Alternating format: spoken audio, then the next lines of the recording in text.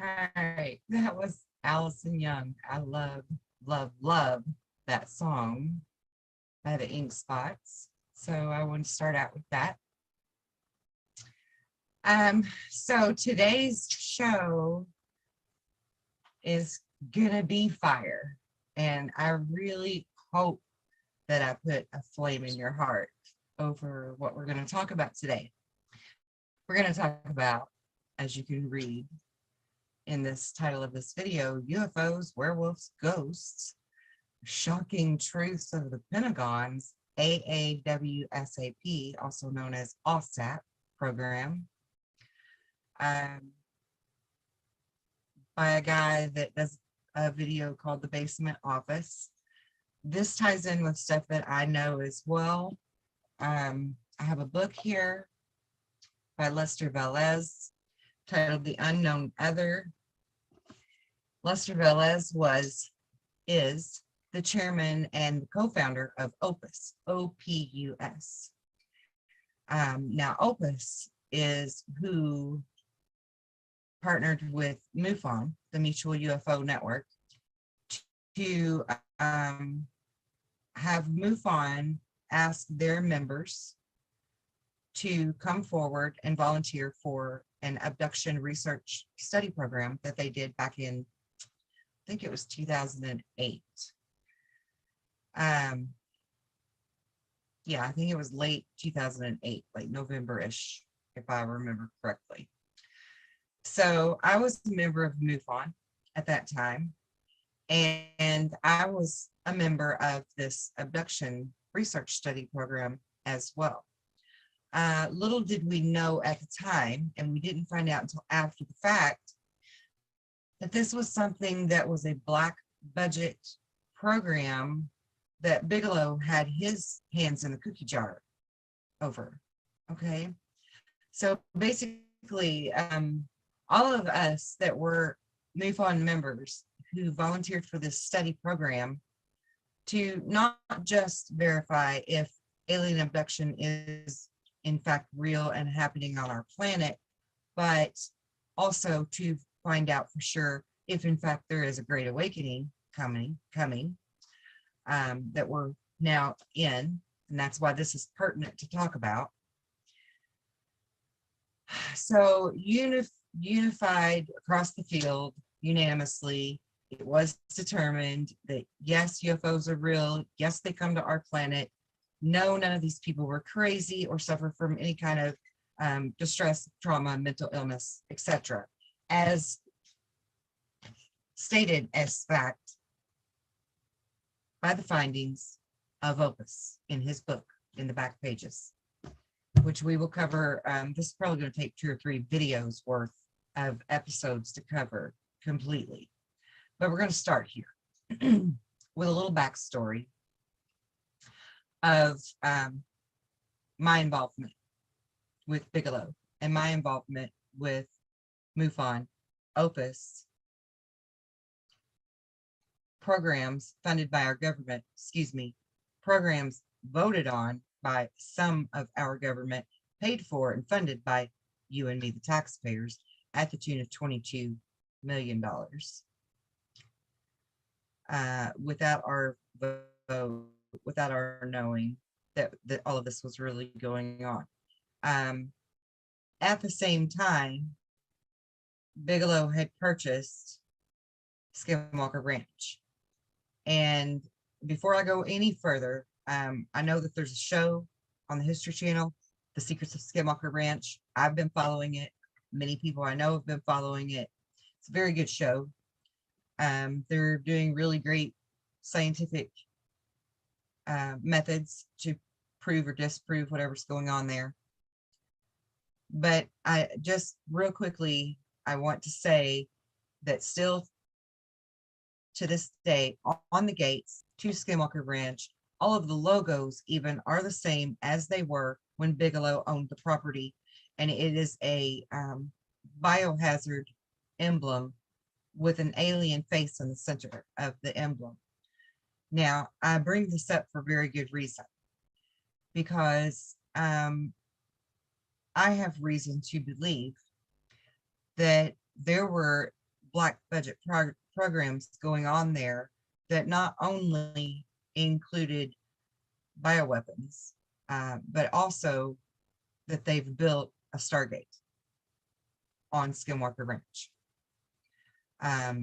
If anyone watched the last episode of The Secrets of Skinwalker Ranch, they saw that there is some anomaly going on even beneath sea level, underneath of Skinwalker Ranch. And I feel like I can give definitive answers as to what that is. And that's going to be partly discussed as we do this show today. So with that being said, back to MUFON, I was a member. I knew all of the members that were involved in the blind study that were actual experiencers, or as the study calls us, abductees.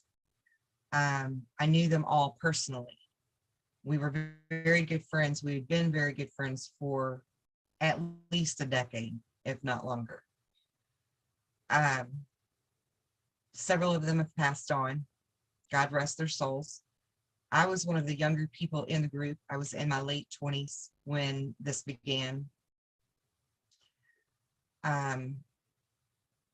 When the findings of this study was concluded, approximately, I want to say 9 months later, excuse me, my allergies have been killing me lately. We were told of the conclusions. We were all given a very thick packet of information that was mailed to us to give us all of the conclusions, all of the findings of the program. But I had some very, very specific questions to some of the very specific questions on the questionnaire that we had answered at the very beginning, the onset of it. Oh, and real quick, also, I want to just add to that, that MUFON is not the only ones that solicited us and others for the other side of the blind study, the ones that have not actually experienced anything but believe in aliens and UFOs. Coast to Coast, George Norrie, I'm sure a lot of you are familiar with that. Coast to Coast AM, the radio program with George Norrie, used to be Art Bell.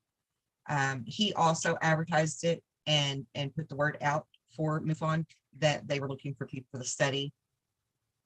So that's how some of those people came on that were not the actual abductees or experiencers, whatever you would like to call them. So I just wanted to add that in case anybody had a question about how they found more people for the study. That's how it was, through Coast to Coast. Okay, so moving on, we were given the conclusions of the study and so forth. And then I had some very specific questions. So I contacted some of my connections, higher up people, asking to put me in connection with Lester Velez, or one of the three scientists who conducted the whole research program. After many months of pursuing this and, getting in contact with my contacts, and then them informing me of different things here and there, back and forth, for like negotiations of some opportunity to have a talk with someone, I was abruptly informed that the two main scientists, Louver and the other one's name escapes me, had both died of massive heart attacks shortly after they concluded the study.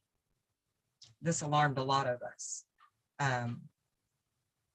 that were MUFON members, including the informants that I was speaking with. Everyone was quite shocked and alarmed to learn that both of them were deceased. Needless to say, I mean, I'm sure a lot of you understand what I'm saying here. So immediately, many of us started deleting everything we had on the MUFON platform for that and a few other reasons that I won't go into right now. But we literally feared what was going to be done with the information they had obtained from us and that we had freely given to MUFON for decades. And I'm not in no way, shape, or form trying to slam on or put down the people that worked with MUFON at the time. George Filer, many people, I won't name their names, just out of respect for them. They were shocked. They were just as shocked as we were by this sudden hostile takeover that was happening there at the hands of Bigelow. So I know behind the scenes information to this video, to this guy's book, who all through the book claims to be only in this for the goodness of everyone else. And I can't speak for him personally, Lester Velez. All I know about him personally is what we are told, because there is no way to find out information on him. I've done the research. I know how to dive deep. I know how to dig. So do my friends. And we could not find out anything on him. There's no back history to find of him, or there may be now, but there wasn't then. Also, there was no way to find out information on Opus at that time, and we tried vehemently to obtain some type of knowledge of who the hell these people are that we just gave all of our information to. We were very worried about it. Now, this man laid low, and his public visual vantage point was completely null and void altogether. He was a ghost until he suddenly decided to write this book that has a foreword in it from Linda Moulton Howe. I may actually add to that, who I have reason to believe, know more than they're telling, because they're listening to someone within our government that's controlling this whole narrative, which in my opinion is bullshit, because we have the right to know what's going on. So again, I will reiterate, I hope this video segment lights a fire under your ass and a flame in your heart to fight for the truth. And yeah, let's get this out there, right? Because I can take the lid off this can of worms. So that's kind of what I'm going to do. So yeah, we've got this book. We're going to cover that in another video. But my point to him was that he comes across with this premise that he's all about helping the experiencer. And there's all this bunch of testimony in there from other people that I have no clue who those people are, who say they've been in his programs where they went through hypnotherapies and trauma release therapies from their experiences and so on and so forth. But I can tell you personally that for myself and all of my brothers and sisters of MUFON that were involved in that study, we were thrown to the wolves after they got our information. They didn't try to help us in any way, shape, or form. In fact, several of us were actually, our privacy was invaded. Phones tapped, computers tossed, laptops stolen, motherboards stolen, helicopters flying over our house consistently, men in white vans with blacked out windows sitting around our houses consistently, scaring our children, scaring us, following us down roads, helicopters coming at our windshields as we're driving down roads. I'm not kidding you. This shit happened. It was real. And it's bullshit. Okay. It was bullshit. And for a long time, it scared me, and I laid low. I zipped my mouth. You know, I went back to what my dad had told me as a kid. Keep your mouth shut and don't tell people who you are. But guess what? I'm ready to talk. So we're going to talk. All right. So I'm done with my rant. We're going to start with this video here because there's some really pertinent information in this that ties Bigelow to it, possibly even the new owner of Skinwalker Ranch. I don't know where he stands on all of this, but my psychic intuition, my spidey senses tell me this dude knows a whole hell of a lot more than he's letting on to anybody.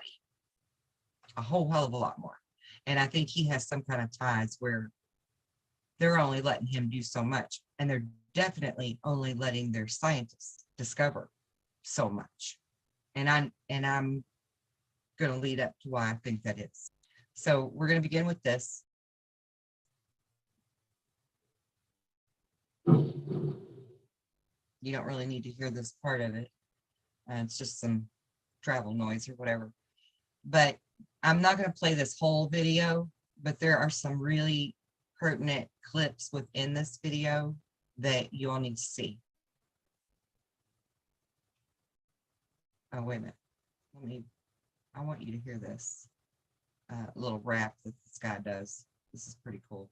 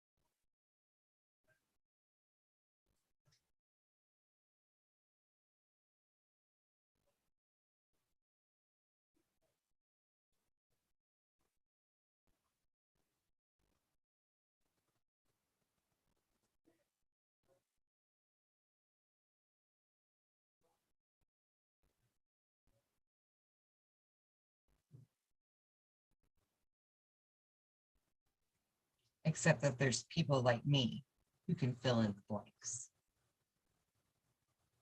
So I just want to point out to you real quick that in his cool little rap that he just did, And big props to whoever this is that does the basement office program for the New York Post. I love the way he put this video together. I love his little rap. He's so cool. So big shout out to him for that. But I just want to point out to you real quick that in his rap, he said Stargates, right?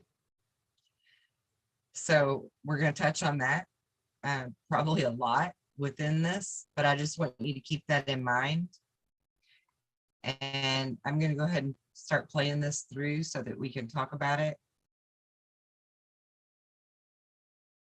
So this was a program that when Luis Alejandro, I think is how you say his name, came forward to the public, along with, Tom DeLonge from Blink 182 and To the Stars program and all that BS. They claimed that the program was called ATIP. So the first director was completely unknown. And Alejandro, claimed to be the director of this ATIP. Okay, now this is the important part right here, because $22 billion of our taxpayer money, millions, sorry, I misspoke, went to Bigelow, which is also known as BASS, or Bigelow Aerospace Advanced Space Studies. Now, the reason that Bigelow got this money was because he's very good friends with Senator Harry Reid. And I'm sure a lot of you are familiar with Harry Reid, simply because him and Shirley MacLaine are very good friends, and she's always talked about UFOs and aliens, things like that. And so she became very popular among a lot of people. But what people did not realize about Shirley or Harry is that they are actually more of the disinformation than the information. And yes, that with that being said, that doesn't mean that they're not genuinely interested in UFOs and aliens or any type of paranormal, because they were.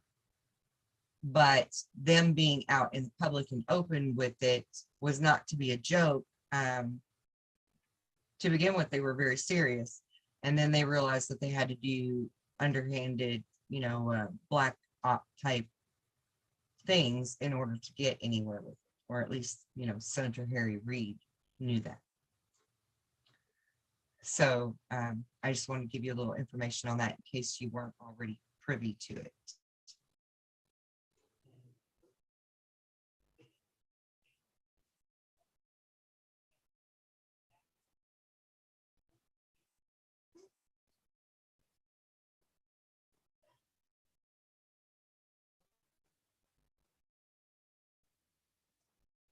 I mean, look at that face, guys. Can you not read that energy on that face and know that this is a deceptive man?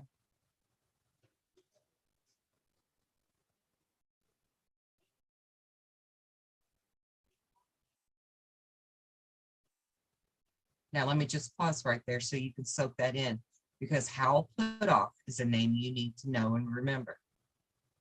He was the director of Scientology, a self-proclaimed doctor. And he was very interested in parapsychology. He was rubbing elbows with Bigelow at Skinwalker Ranch. Please keep that in mind.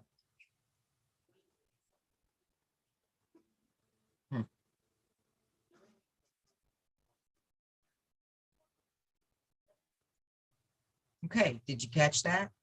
During the Cold War, Puthoff was involved with the CIA in Project Stargate.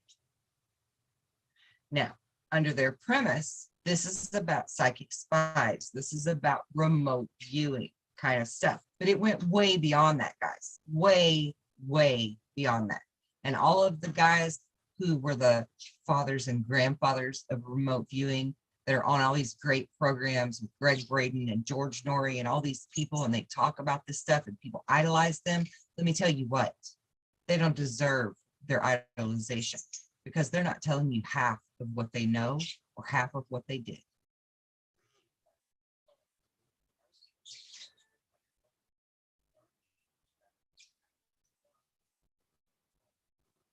Allegedly shut down.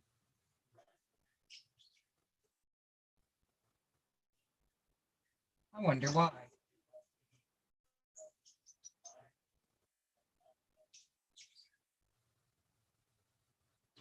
Now, while we're here at this particular image, I want you to take a very good look at that triangle UFO.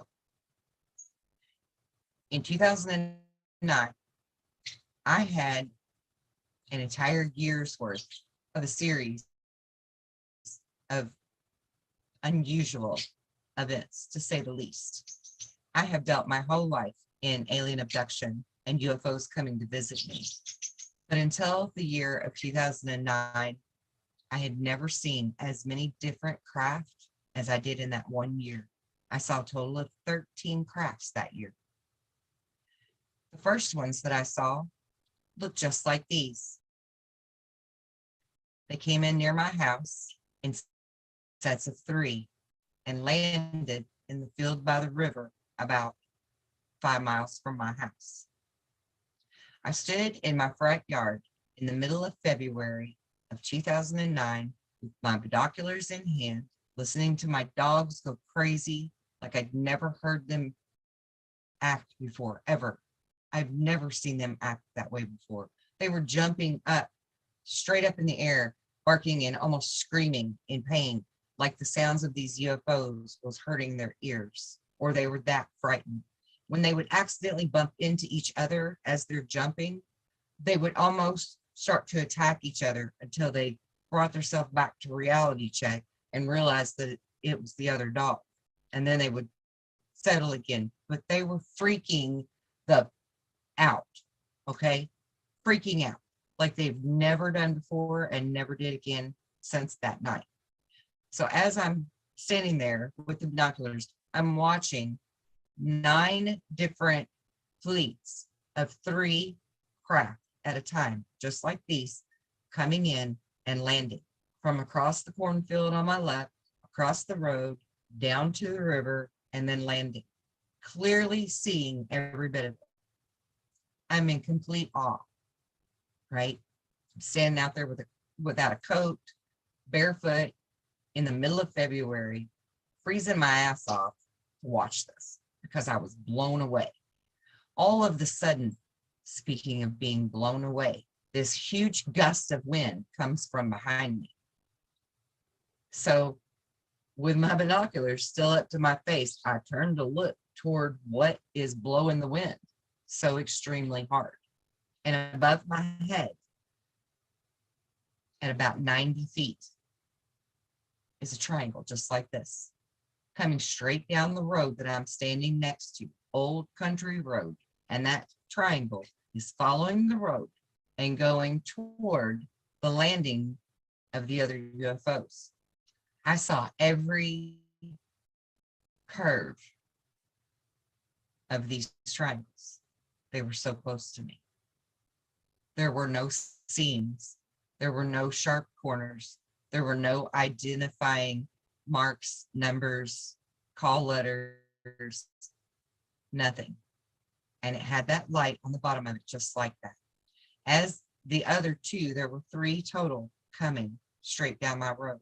As the other 2 were approaching, shortly behind the first one that was now directly over top of my head and completely blocking out the entire night sky. They had these 2 lights on the front of them that were strobing, flashing and strobing. 2 white lights, just like headlights of a car, except they were strobing. By the time the second one got over the top of my head, my intuition had kicked in and said, oh shit, this is the government. The military knows I'm standing out here witnessing this. That scared me more than UFOs landing. How stupid is that?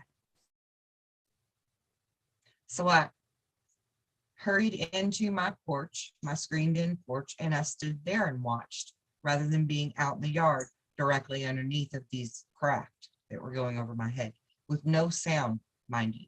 No sound was coming from them. They proceeded on down the road until they got to the point where they needed to veer off toward the right to go toward the river. Because I was a member of MUFON and an investigator, I felt safe in reporting what I saw. So I went directly in the house to my home computer and immediately filed my report while it was fresh in my head. It was a very long, detailed report. The day after that, and for several days preceding, I had the silent black helicopters over top of my house, jamming my signals, eavesdropping on us, I would presume as well, and continually flying up and down the length of the riverbed with searchlights, shining searchlights while they were out there. I don't know what they were looking for. I don't know what they were doing specifically. Maybe they were making sure people weren't walking over there to look around to see what had happened, because I wasn't the only one that filed a report from seeing this that night. But those are government UFOs. That is what we call a TR-3B. And I know it for a fact. So we'll continue.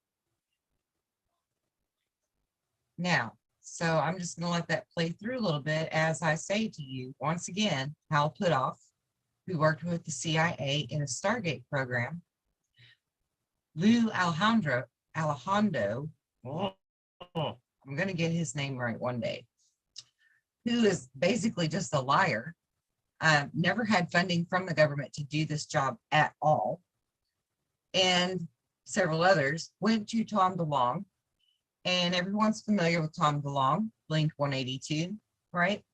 Familiar with him being on Coast to Coast and coming out in the public and saying he's interested in UFOs and aliens. And I don't believe that Tom himself had any malicious intent in anything that he did in any of this. I actually think he was bushwhacked, for lack of a better term. You know, he was bushwhacked. He was he was suckered, right? They suckered him hook, line, and sinker. And he really thought he was building some legit thing, but they knew he was gullible. That's what made him a target. I'm sorry to say, I apologize to Mr. DeLonge for saying that, but he was gullible. He was an easy mate, easy mark, and a popular person who's interested in UFOs that they could use for their fake ass stuff so that they could do something completely different, right? Because all of this is disinformation. Now, that's Leslie Kean. Anyone in the UFO community is very familiar with Leslie Kean. She's a sudden famous author of multiple stories claiming that government officials came forward to her and told her their experiences. Now, I'm not saying that those experiences weren't true to some extent, but Leslie Kean herself intentionally misled the public in order to get this story to be noticed. Okay, and that's what they're showing you right now in this video.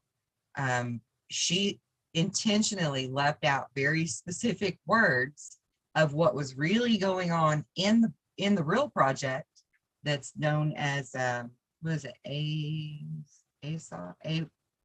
OSAP, the very real project known as OSAP, and what their intentions were within that project. And here's the kicker, guys. The real intentions that this $22 million of taxpayer money went to Bigelow for was to create a paranormal Disneyland at Skinwalker Ranch so that they could study all of the paranormal. Now, what do I mean by that? A paranormal Disneyland. They needed a way to study all the cryptids, all the UFO activity, all of the aliens that they could possibly get their eyes on.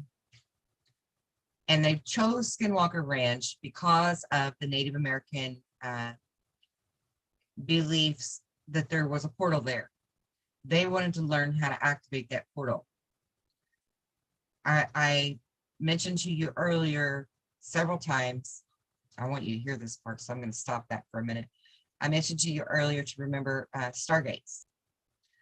It is my belief that our taxpayer money actually built a stargate at that 62 miles below sea level location underneath the Skinwalker Ranch.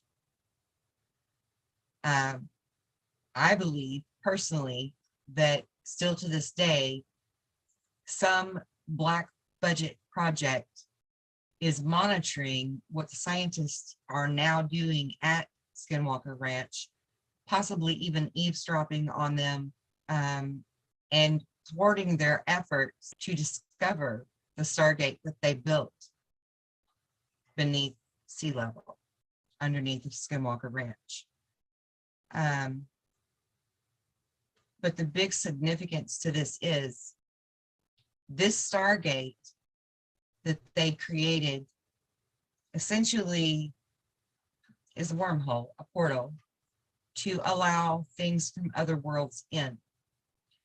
Now, there is another ranch known as Blind Frog Ranch, I believe is what it's called, and possibly even a third ranch in that same vicinity of the Yucatan Valley that has this paranormal activity that goes on there as well. There are people on YouTube that you can find that have documentation of dinosaur footprints there. Dinosaur footprints. Bigfoot footprints. Werewolf footprints. And lots of ghosts and paranormal activity, as well as UFOs and aliens. Okay, so what if I were to say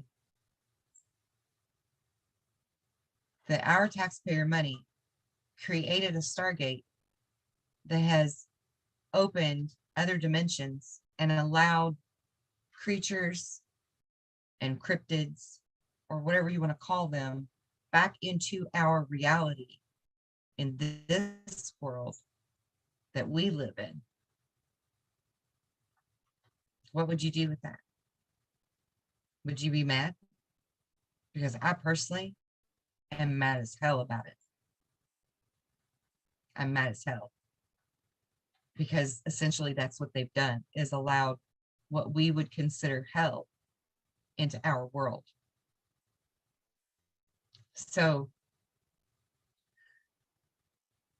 okay, we're mad, and that's fine. That's fine and good. Everybody can be mad. What do we do with that? Well, like, we can certainly go to our legislators and our Congress and etc. and demand real answers because we know the truth. But essentially, where does that get us, right? Not that I'm saying don't do that because we're going to be defeated. I'm not saying that at all, because we do all need to have a fire under our butt about being an active participant as a civilian, a citizen of this land, of this earth. period. Because this didn't stop here. There are portals all over our entire planet that weren't originally here. And that's a big deal. That's a problem. But I want to give you the tools to hone and embrace your own natural abilities. And I'm not going to stop saying this, guys. I don't care how tired you get of hearing me say it. I'm not going to stop saying it until each and every one of you learn your true power. I'm not going to stop, because that's what's going to make the difference. That's what's going to make the change. We are who we've been waiting for multiple reasons. This is a great awakening for multiple reasons. All right, now I'm going to let you listen to this.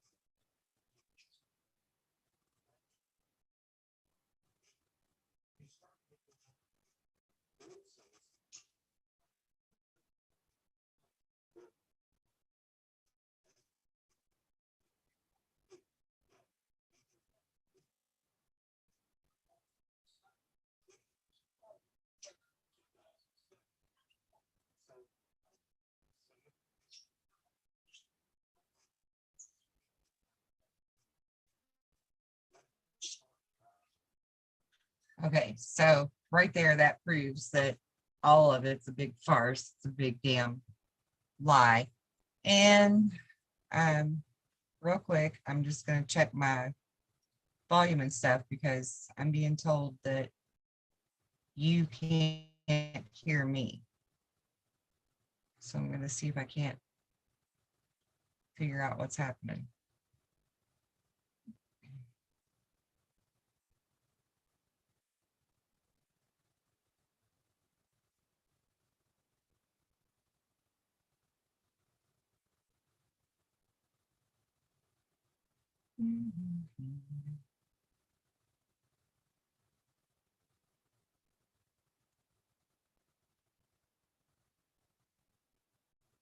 All right, bear with me just a minute, guys, so I can figure out what exactly is going on and why you can't hear me.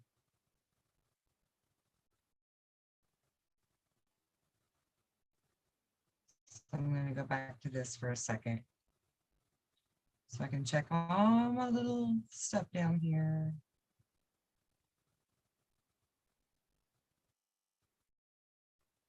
Okay, you can hear me, but not the video. So you haven't been able to hear any of the video at all? Because I don't even know why it won't show me the damn YouTube live thing. I don't see it at all. I don't know what's happening. I'm not tech savvy.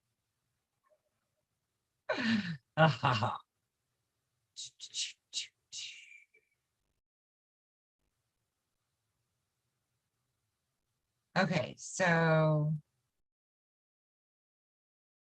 she said correct. Thank you, Amanda. I don't know what the hell I'm doing wrong that the video is not playing. I can't believe y'all can't hear none of it. Shit, crap, damn. Excuse my French. I don't even know.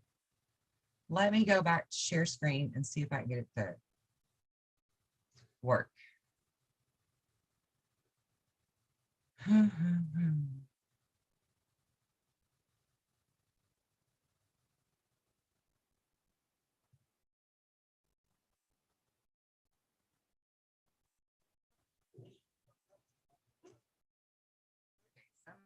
let me know if you can hear that or not.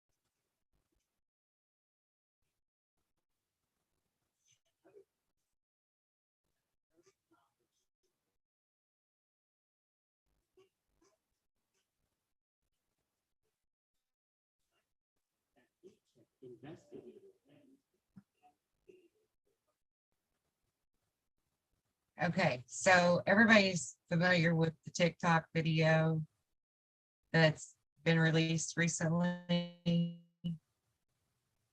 I guess I'll just go ahead and play this since you all can't hear it, and I'll just talk over it. I don't know what the hell's going on with that. That's a bummer. I don't know if I should just scrap the whole thing and start over or what, because I really wanted you to hear some of this stuff. Perplexed. So that's Harry Reid. That's Bigelow.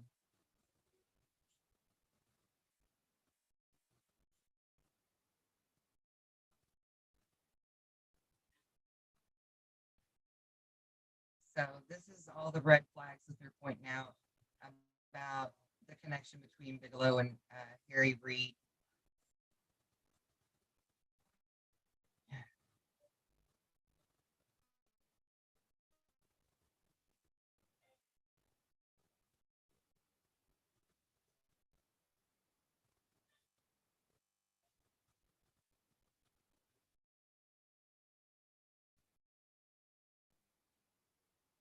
Okay, I don't even know. I feel like I should like end the live and then jump back in the live to see if I can't get all the controls to work. So I think I'm gonna try that. If you can bear with me. Sorry about that, guys. I'll be right back. Stay tuned. Okay.